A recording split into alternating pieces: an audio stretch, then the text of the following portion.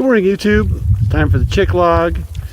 Today's changes. The chickens are going to go back to their raised feeder, and I'm going to stick with the Bellwater even though I hate it. We're going to get them moved and all set up for the hot day. Get you set up.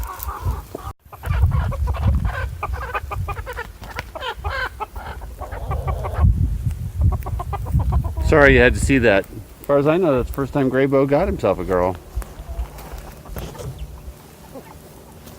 Weird thing is, this big guy let him.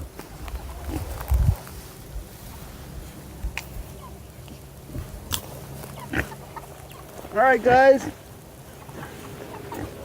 Make sure everybody's ready to move.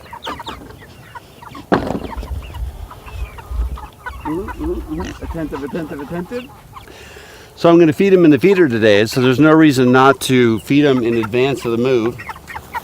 And I wanted to show you what the Bellwater looked like before it gets cleaned. That was gross. I'm just going to shake it back and forth, which you've seen me do in multiple videos, and pour it out. Let a little bit of water come back in, do it again.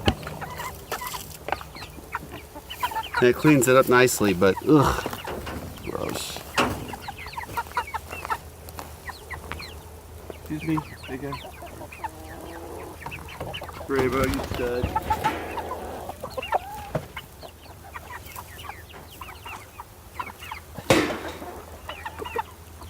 You almost got stepped on.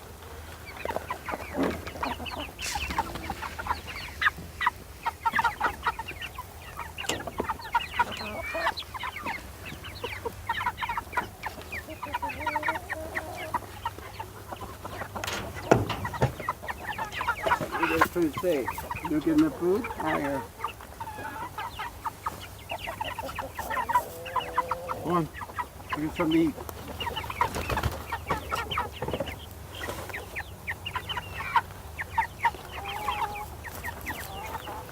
We're turning again today, which is my least favorite. But the pin's tight, so we're turning.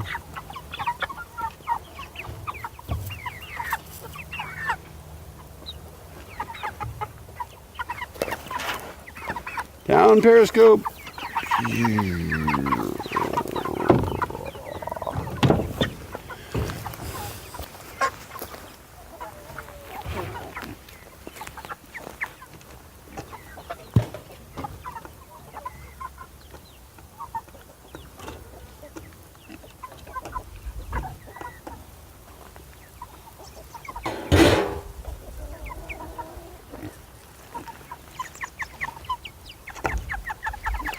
All right, here we go.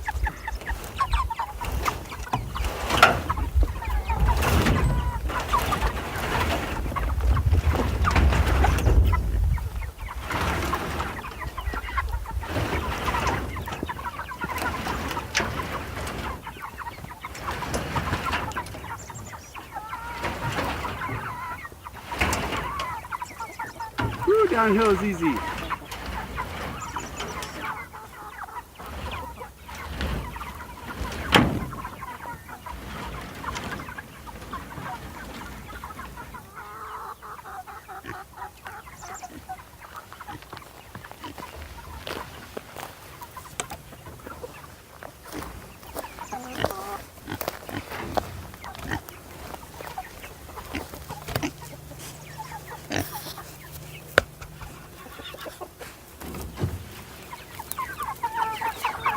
They're like, no, our food, we just got it. Let's see. I think that corner over there will do good for the water.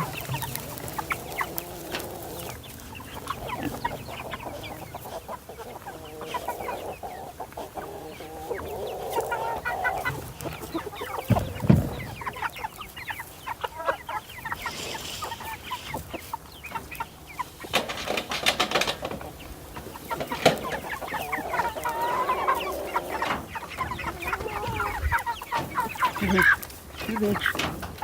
Get out of the corner.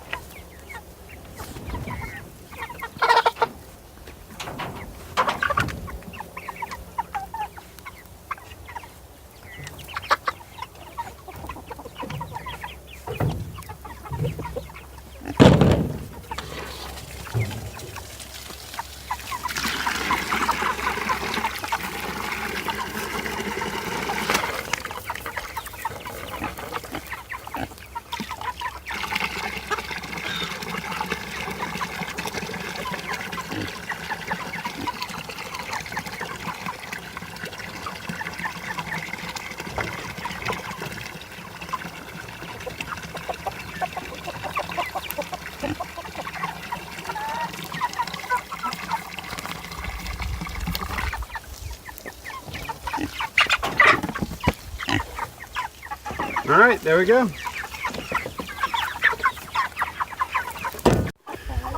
Good afternoon, YouTube. It's time for the chick log.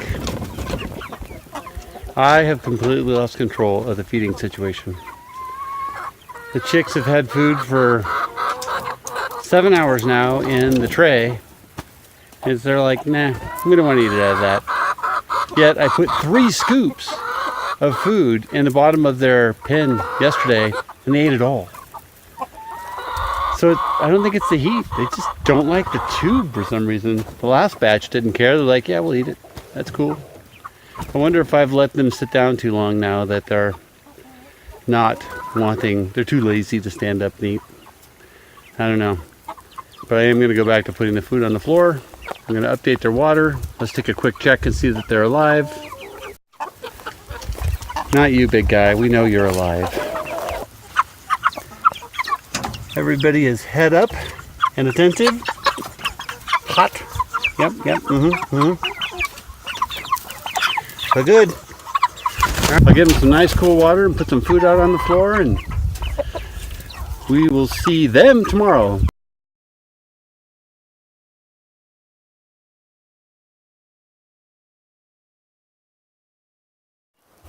Step 1 in the processing of a chicken. Well, we got to kill it.